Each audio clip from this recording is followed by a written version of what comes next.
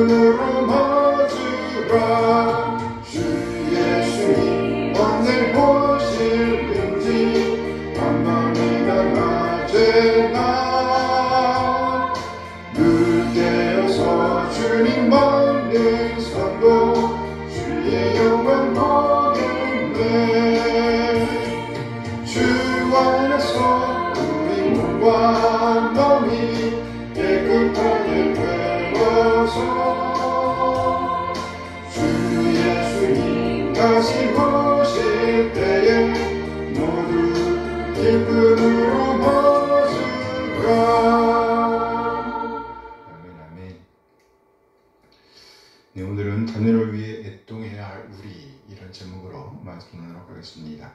자녀를 위해 애통해야 할 우리.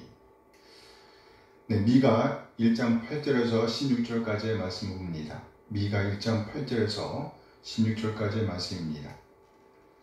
이러므로 내가 애통하며 애곡하고 벌거벗은 몸으로 행하며 들깨같이 애곡하고 타조같이 애통하리니 이는 그 상처는 고칠 수 없고 그것이 유다까지도 이르고 내 백성의 성문 곧 예루살렘에도 미쳤음이니라. 가디에 알리지 말며 도무지 울지 말지어다. 내가 베블레 아브라에서 티끌에 굴렀도다. 사빌 주민아 너는 벗은 몸에 수치를 무릅쓰고 나갈지어다. 사안한 주민은 나오지 못하고 베데셀이 애곡하여 너희에게 의지할 곳이 없게 하리라. 마롯 주민이 근심 중에 복을 바라니 이는 재앙이 여호와께로 말미암아 예루살렘 성문에 임함이니라. 라기스 주민아 너는 준마의 병거를 메울지어다. 라기스는 딸 시온의 죄의 근본이니 이는 이스라엘의 허물이 네게서 보였음이니라. 이러므로 너는 가드 모레셋에 작별하는 예물을 줄지어다. 악십의 집들이 이스라엘 왕들을 속이리라.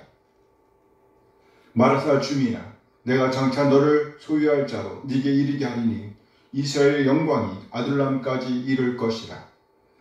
너는 네 기뻐하는 자식으로 인하여 네 머리털을 깎아 대머리 같게 할지어다. 네 머리가 크게 벗어지게 하기를 독수리 같게 할지어다. 이는 그들이 사로잡혀 너를 떠났습니다. 미가 1장 1절 말씀을 보면 유다의 왕들이 묘사되었습니다. 곧 요담과 아하스 그리고 히스기야 왕입니다. 그리고 같은 선상에서 모레셋 사람 미가를 언급하고 있습니다. 무게로 볼 때에, 사회적으로 볼 때에 전혀 어울리지 않습니다. 절대로 균등한 무게라고 말할 수가 없는 위치입니다. 미가, 그는 절대로 왕들과는 비교도 되지 않는 위치에 있었습니다. 그런데 하나님의 말씀은 왕의 입장에서 볼 때에 아주 누추한 한 사람 미가에게 임한 것입니다. 무슨 말인가요? 사회적인 신분에 따라 하나님께서 말씀을 주시는 것이 아니라는 말이에요. 우리같이 평범한 사람에게도 하나님의 말씀이 임할 수가 있다는 것이에요. 당시 수도였던 사마리아와 예루살렘과 비교해 볼 때 저 멀리 시골에 있는 한 사람에게 말씀이 임했으니 왕된 자, 직분을 소유하고 있는 자, 이들은 반드시 들을 귀를 가져야 한다는 것입니다. 누구에게든지 귀를 열고 들어서 하나님의 뜻을 살아내야 한다는 것입니다. 미가는 하나님의 이 경고의 메시지를 들으면서 애통해하고 있습니다. 심지어 벌거벗은 몸으로 행하면서 애통해하고 있다고, 애곡하고 있다고, 울부짖고 있다고, 엉엉 울고 다닌다고 말합니다. 미가 1장 8절 말씀입니다. 미가 1장 8절. 이러므로 내가 애통하며 애곡하고 벌거벗은 몸으로 행하며 들깨같이 애곡하고 타조같이 애통하리니. 지금 미가는 벌거벗은 몸으로 행하고 있습니다. 애통하면서, 애곡하면서 마치 들깨가 애곡하듯이 타조가 애통하듯이 말이에요. 그러나 왕을 따르는 세상은 진짜 왕을 염두에 두지 않고 죄의 길로 나아가고 있습니다. 그래서 미가는 그 상처를 가르쳐서 고칠 수 없는 병이라고 통역하고 있습니다. 미가 1장 9절 말씀입니다. 이는 그 상처는 고칠 수 없고 그것이 유다까지도 이르고 내 백성의 성문 곧 예루살렘에도 미쳤음이니라. 마침 이 심각한 병이 고칠 수 없는 상처가 예루살렘에까지 이르렀다는 것이에요. 마치 이미 예루살렘에 이른 것처럼 표현되어 있는데요. 이는 확실히 그렇게 되고야 말 것이라는 말씀입니다. 그렇게 되고야 말 것이다. 이제 오늘 본문은요, 그렇게 사마리아에서 시작된 그 상처가 마침내 예루살렘에까지 이르게 될 것이라는 것을 설명하되 온갖 지역을 거쳐서 예루살렘에까지 그 상처가 이르게 될 것이라고 말씀하고 있습니다. 그리고 나아가 이 상처가 해결되면, 치료된다면 자녀들에게 복이 될 것이지만 해결되지 않는다면, 치료되지 않는다면 오히려 자녀들이 아니라 정복자들을 끌어들이는 격이 될 것이라고 선포하고 있습니다. 여기 언급되어 있는 지역은 크게 11곳입니다. 미가 1장 10절 말씀입니다. 가디에 알리지 말며 도무지 울지 말지어다. 내가 베들레아브라에서 티끌에 굴렀도다. 처음으로 언급되는 지역은 가디입니다. 이 지역은 사실 블레셋의 5대 도시 중 한 곳입니다. 블레셋의 5지역은요, 북쪽에서부터 시작해서 아가입니다. 에그론, 아스돗, 가드, 아스글론, 가사. 이 도시들 중에서 가드는요, 이스라엘과 가장 가까운 지역입니다. 가드는 적국인 것입니다. 거리상으로 이스라엘과 아주 가까운 적국이라는 말이에요. 그러니까 그곳에 알리지 말랍니다. 울지도 말랍니다. 누가 누구에게 말하는 명령일까요? 가디에 알리지 말며 도무지 울지 말지어다. 이 명령을 받고 있는 주체는 바로 유다 사람들입니다. 다시 말해 앞으로 언급될 그 모든 지역들과 그 지역들에 있는 유다 사람들이라고 말할 수가 있는 거예요. 그래요. 지금 미가는요, 유다 사람들에게 가디에 알리지 말라고, 또 그들 앞에서 울지 말라고 외치고 있는 것입니다. 무슨 의미일까요? 이유가 뭘까요? 간단하게 설명해서 적들에게 우리의 수치, 우리의 슬픔, 우리의 약점을 노출하지 말라는 것입니다. 그러면서 이제 자신은 베들레 아브라에서 티끌에 굴렀다고 묘사하고 있습니다. 이것은 지속적인 반복을 의미합니다. 그래요. 미가는 그야말로 먼지 속에서 행하면서 이 메시지를 선포하고 있는 것입니다. 미가 1장 11절 말씀이에요. 사벨 주민아, 너는 벗은 몸에 수치를 무릅쓰고 나갈지어다. 사안한 주민은 나오지 못하고 벳에셀이 애곡하여 너에게 의지할 곳이 없게 하리라. 사빌, 사안은 그리고 벳에셀, 이렇게 세 곳이 또 언급되고 있습니다. 수치를 당하고 나오지 못하고 그리고 의지할 곳이 없게 된다면서요. 우리는 다 이해할 수는 없지만 이 메시지를 듣고 있던 백성들은요, 이 메시지를 들으면서 지역과 관련하여 설명되고 있는 수치를 당하고 나오지 못하고 그리고 의지할 곳이 없게 된다는 말의 의미를 연상하고 있었을 것입니다. 이렇게 우리는 미가는요, 듣는 이들이 잘 알아들을 수 있도록 메시지를 선포하고 있는 것입니다. 미가는 계속해서 지역들을 언급하면서 메시지를 선포합니다. 미가 1장 12절 말씀입니다. 마룻 주민이 근심 중에 복을 바라니 이는 재앙이 여호와께로 말미암아 예루살렘 성문에 임함이니라. 마룻 주민이 근심 중에 복을 바라고 있답니다. 좀 더 거칠게 표현하면 지금 마룻 주민은요, 복에 병들어 있다는 것이에요. 좋은 것을 바라는 마음으로 인해서 애간장을 녹이고 있다는 것입니다. 심지어 예루살렘 성문에 재앙이 이루고 있는 것을 보면서도 무슨 말인가요? 남의 고통에는 아랑곳하지 않고 자기만을 챙기는 극도의 이기주의적인 태도를 보이고 있다는 말입니다. 마롯입니다. 마라의 쓴물을 기억하시나요? 여기 마롯의 기본적인 뜻이 쓰다라는 거예요. 지금까지 6곳을 보았습니다. 가드는 적국이었습니다. 적국에게는 절대로 우리의 약함, 우리의 수치를 알리면 안 된다는 것이었어요. 이어서 구체적으로 우리의 수치, 우리의 아픔을 묘사하는 장소들을 언급하였습니다. 베들레 아브라, 사빌, 사아난, 벳에셀, 그리고 마롯입니다. 미가의 메시지는 계속 이어집니다. 미가 1장 13절 말씀입니다. 라기스 주민아, 너는 준마의 병거를 메울지어다. 라기스는 딸 시온의 죄의 근본이니 이는 이스라엘 허물이 네게서 보였음이니라. 여기 딸 시온의 죄와 이스라엘의 허물이 언급되고 있습니다. 여기 죄와 허물은 미가 1장 5절 말씀에서 이미 언급되었던 내용입니다. 이는 다 야곱의 허물로 말미암음이요 이스라엘 족속의 죄로 말미암음이라. 야곱의 허물이 무엇이냐? 사마리아가 아니냐? 유다의 산당이 무엇이냐? 예루살렘이 아니냐? 여기 야곱의 허물, 이것은 곧 이스라엘의 허물을 가리키는 것입니다. 허물이란 의미를 굳이 풀어본다고 하면 하지 말아야 할 일들을 행하는 것을 가리키는 것입니다. 하지 말아야 할 일들을 행하는 것. 그래요. 하나님의 언약과 관련하여 이스라엘은 하지 말아야 할 일들을 시작부터 행하였습니다. 바로 우상을 섬기는 일이었어요. 그런데 유다도 빠지지 않습니다. 유다의 죄를 언급하되 이스라엘 족속의 죄라고 언급하면서 고발하고 있습니다. 여기 이스라엘 족속은 바로 유다를 가리키는 표현입니다. 그렇다면 유다의 죄는 뭘까요? 유다의 죄는 산당인데요. 예루살렘이 바로 그 산당이었다는 것이에요. 예루살렘이라고 하면 우리는 제사를 생각할 수 있습니다. 예루살렘 성전은요, 바로 제사가 드려지던 곳이었습니다. 하나님을 예배하던 장소였다는 말이에요. 그런데 그 성전 자체가 산당이 되었답니다. 무슨 말인가요? 하나님은 빠져버리고 그 성만 남았다는 것이에요. 그 성을 신성시하고 있었다는 것이에요. 꼭 성경을 신성시하면서 그 말씀을 살아내지 못하고 있는 우리네와 같다고 할 수 있습니다. 하나님의 뜻, 하나님의 마음은 온데간데 없고 그 성자만 남았다. 그 성경만 남았다는 것입니다.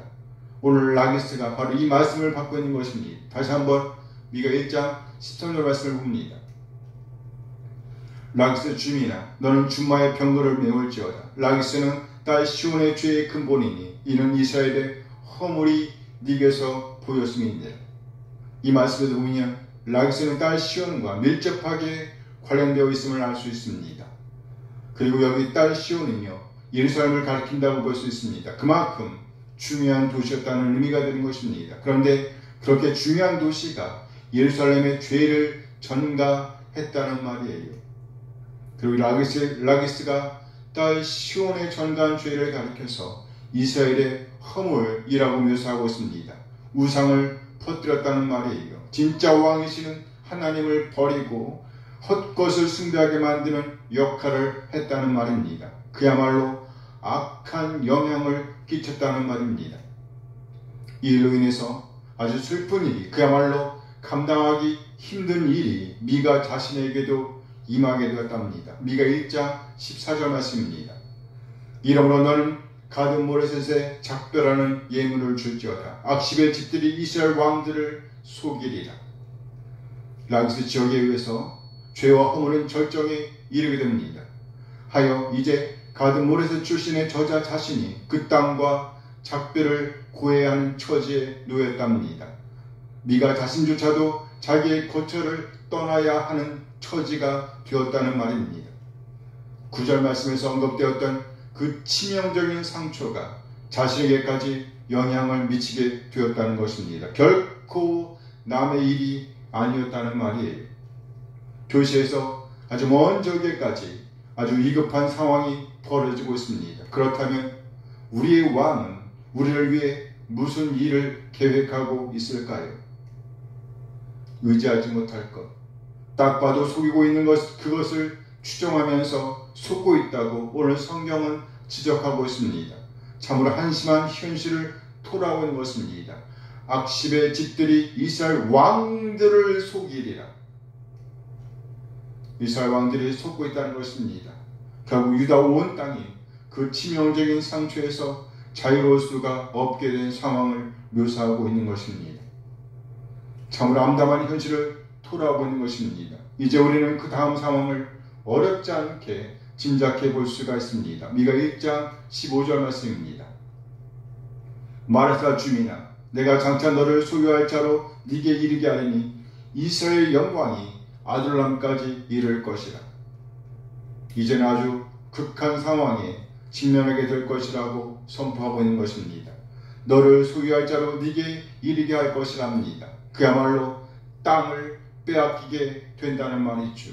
모든 주권을 빼앗기게 된다는 말이에요. 결국 이스라엘의 영광이 아둘람까지 이르게 될 것이랍니다. 아둘람은요, 우리 믿음의 조상 다윗이 사울 왕을 피해 도망했던 장소, 피한 장소였습니다. 한날 다윗은 사울을 피해 블레셋으로 도망을 갔습니다. 그 장소가 바로 가드였습니다. 그 가드에서 다윗은 침을 질질 흘리면서 정신이 온전하지 못한 사람처럼 행동을 해야만 했습니다. 왜요? 살기 위해서. 그렇게 다윗은 블레셋의 가드를 떠나 이제 아둘람으로 피신합니다.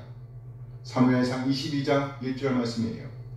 그러므로 다윗이 그곳을 떠나 아둘람 굴로 도망하며 그의 형제와 아버지의 온 집이 듣고 그리로 내려가서 그에게 이르렀고, 다윗이 아둘람 굴로 도망했다고 그랬죠. 그런데 이제 이스라엘의 영광이 그곳 아둘람에 이르렀답니다. 영광이 떠났다는 말이에요. 도망갔다는 말입니다. 빼앗겼다는 말이죠. 곧 완전한 패배와 몰락을 그려내고 있는 것입니다. 그렇다면 그 자손들은 어떻게 되겠어요? 주권을 빼앗긴 나라에 살고 있는 자손들을 생각해 보세요. 고칠 수 없는 상처, 치명적인 상처를 입고 있는 자손들을 생각해 보세요. 나만 잘 살면 된다고요? 내 때에 그 일이 안 일어나면 된다고요? 히스기야가 한 말이 생각나죠? 한날 히스기야 왕이 병에 걸리게 되었답니다. 죽을 병에 걸렸습니다. 그래서 면벽하고 하나님께 간절하게 애절하게 살려달라고 애원하게 됩니다. 때를 같이하여 히스기야가 병에 걸렸다는 말을 듣고 바벨론 왕이 사신을 보내서 히스기야를 위로하는 장면이 나옵니다. 이때 히스기야는 엄청나게 감동했던 모양입니다. 그래서 히스기야 왕은요, 온갖 것들을 그 사신에게 다 보여줍니다. 열왕기하 20장 13절 말씀입니다. 히스기야가 사제들의 말을 듣고 자기 보물고의 은금, 금은과 향품과 보배로운 기름과 그의 군기고와 창고의 모든 것을 다 사자들에게 보이는데 왕궁과 그의 나라 안에 있는 모든 것 중에서 히스기야가 그에게 보이지 아니한 것이 없더라. 이 일이 있은 후 하나님께서 선지자 이사야를 히스기야 왕에게 보내 경고하십니다. 열왕기하 20장 17절 말씀입니다. 여호와의 말씀이 나리 이르리니 왕궁의 모든 것과 왕의 조상들이 오늘까지 쌓아두었던 것이 바벨론으로 옮김받고 하나도 남지 아니할 것이요 또 왕의 몸에서 날 아들 중에서 사로잡혀 바벨론 왕궁의 환관이 되리라 하셨나이다 하니. 이때 히스기야 왕이 뭐라고 했는지 아세요? 열왕기하 20장 19절 말씀입니다. 히스기야가 이사야에게 이르되 당신이 전한 바 여호와의 말씀이 선하니이다 하고 또 이르되 만일 내가 사는 날에 태평과 진실이 있을진데 어찌 선하지 아니하리요 하니라. 만일 내가 사는 날에 태평과 진실이 있을진데 어찌 선하지 아니하리요. 전혀 자손들, 자식들을 생각하지 않고 있잖아요. 왕이 이런 생각을 갖고 있었다니까요. 저 지방에 충분만도 못한 생각을 하고 있잖아요. 정말 나의 때에만 생각했어야 되겠어요? 우리 자식들은 아무렇게나 되어도 괜찮다고요? 아니죠. 아니에요. 그래서 미가는 호소합니다. 미가 1장 16절 말씀입니다. 너는 네 기뻐하는 자식으로 인하여 네 머리털을 깎아 대머리 같게 할지어다. 네 머리가 크게 벗어지게 하기를 독수리 같게 할지어다. 이는 그들이 사로잡혀 너를 떠났습니다. 이 말을 쏟아내기 위해서 미가는 지금까지 지역들을 언급하면서 말로를 한 것입니다. 여기 언급된 11곳의 지명들은요, 나름대로 의미를 갖고 있었습니다. 가드, 베들레아브라, 사빌, 사아난, 베데셀, 마롯, 라기스, 가드 모레셋, 악십, 마레사, 아둘라. 미가는 이 지명들을 언급하면서 그 의미와 연결하여 마치 유다와 이스라엘에게 내려질 재앙들을 가르쳤던 것입니다. 그리고 궁극적으로 주권을 빼앗기게 될 것임을 선언하고 있는 것입니다. 그 너를 소유할 자가 이르게 될 것이라는 말이에요. 이스라엘의 영광이 도망자 신세가 될 것이라는 말이에요. 그러면 우리의 뒤를 이을 자손들은 어떻게 되겠어요? 그래서 오늘 미가는요, 애절하게 요청하고 있는 것입니다. 너는 네 기뻐하는 자식으로 인하여 네 머리털을 깎아 대머리 같게 할지어다. 네가 기뻐하는 자식으로 인하여 네 사랑하는 자손들을 위하여 반드시 취해야만 하는 행동들이 있었다는 말입니다. 뭘까요? 네 머리털을 깎아 대머리 같게 할지어다. 네 머리가 크게 벗어지게 하기를 독수리 같게 할지어다. 이는 극도의 슬픔을 표현하는 것입니다. 극도의 슬픔. 아주 애절하게 울라는 겁니다. 이를 당한 다음에 울면 무슨 소용이겠어요? 지금 그 일을 이미 당한 것처럼 생각하고 울라는 겁니다. 엉엉 울라는 거예요. 그래서였을까요? 오늘 본문은 마치 우리 자식들이 이미 그와 같이 처참한 환경에 처해 있는 것처럼 묘사하고 있습니다. 이는 그들이 사로잡혀 너를 떠났습니다. 너를 떠났다. 이미 떠난 것처럼 묘사하고 있잖아요. 사로잡혀 너를 떠났습니다. 물론 아직은 자식들이 사로잡혀 가는 일이 일어나는 것은 아닙니다. 아직은 사로잡혀 가지 않았어요. 그러면 왜 이렇게 완료된 상태로 묘사했을까요? 이대로 그냥 간다고 하면 그 일은 마침내 현실이 될 것이기 때문입니다. 그러니까 그 일을 방지하는 행동을 취해야만 한다는 것입니다. 그 행동이 바로 극도의 슬픔을 표현하는 것입니다. 하나님 앞으로 나아가 회개하고 전심으로 온 마음을 다해 회개하고 가던 길에서 돌아서야 한다는 것입니다. 절대로 하나님과 맺은 언약 관계로 돌아와야 한다는 것이에요. 더 이상 내가 왕인 삶을 살아서는 안 된다는 것이에요. 우리의 모든 소유권이 하나님께 있음을 인정하고 하나님을 예배하는 오늘, 하나님 앞에 무릎 꿇는 오늘, 영혼을 지향하는 오늘을 살아내야 한다는 말입니다. 그것이 바로 우리 자손들을 위한 삶입니다. 내가 먼저 하나님 앞에 헌신되어야 합니다. 내 생명의 주인은 하나님이십니다. 내가 소유하고 있는 모든 것의 소유권도 역시 하나님께 있는 것입니다. 내 힘, 내 재산, 내 생명 아니에요. 하나님께서 우리에게 힘, 권한을 주신 것입니다. 하나님께서 우리에게 재산을 맡기신 것입니다. 하나님께서 우리에게 생명을 주신 거예요.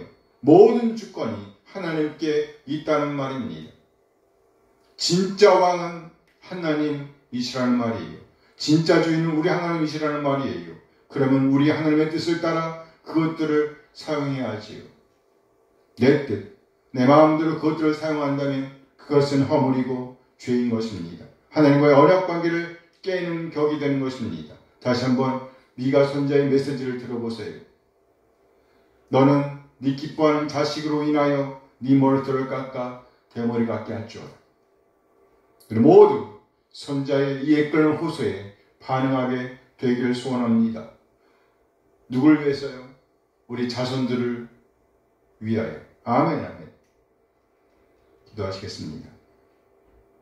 하나님, 오늘 선자 미가를 통해서 우리를 부르시는 하나님의 부름에 응답하게 하옵소서.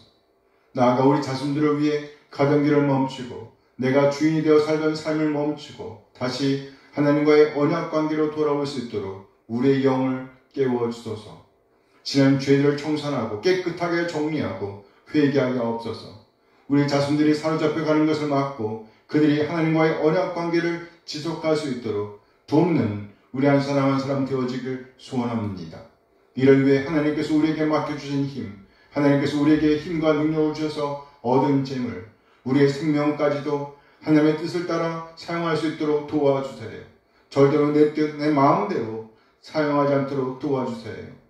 하나님의 관심이 우리의 관심이 되게 하옵소서. 있는 자는 없는 자를 생각하게 하시며 없는 자는 있는 자들로부터 받는 것을 부끄러워하지 말게 하소서. 그래 함께 하나님의 나라를 세워나가는 일에 힘을 모을 수 있도록 인도하여 주시옵소서. 그래 우리의 자손들이 함께 하나님과의 언약관계 안에서 하나님의 나라를 세워나가는 동역자들로 자리매김할 수 있도록 인도하여 주시옵소서. 우리 주님 예수 그리스도의 이름으로 기도합니다. 아멘. 아멘. 네, 잠시 찬양하면서 일어나도록 하겠습니다.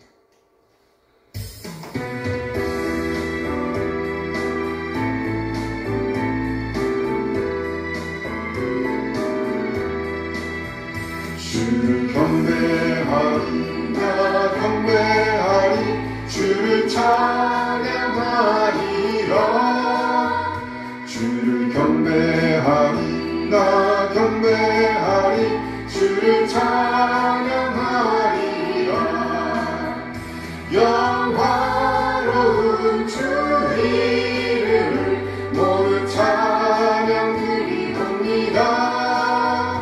정성 다하여 주 찬양하리, 주여 기뻐 받아 주소서. 주를 경배하리, 나 경배하리, 주를 찬양하리라. 주를 경배하리, 나 경배하리, 주를 찬양하리라. 영화로운 주 이름을 모두 찬양 드리옵니다. 정성 다하여 주 찬양하리, 주여 기뻐 받아 주소서. 영화로운 주 이름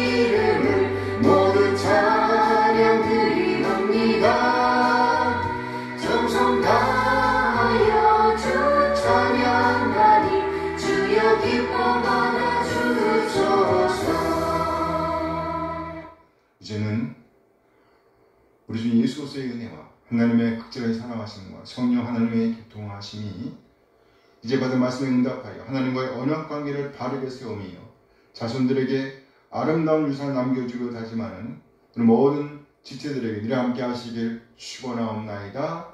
아멘. 아멘.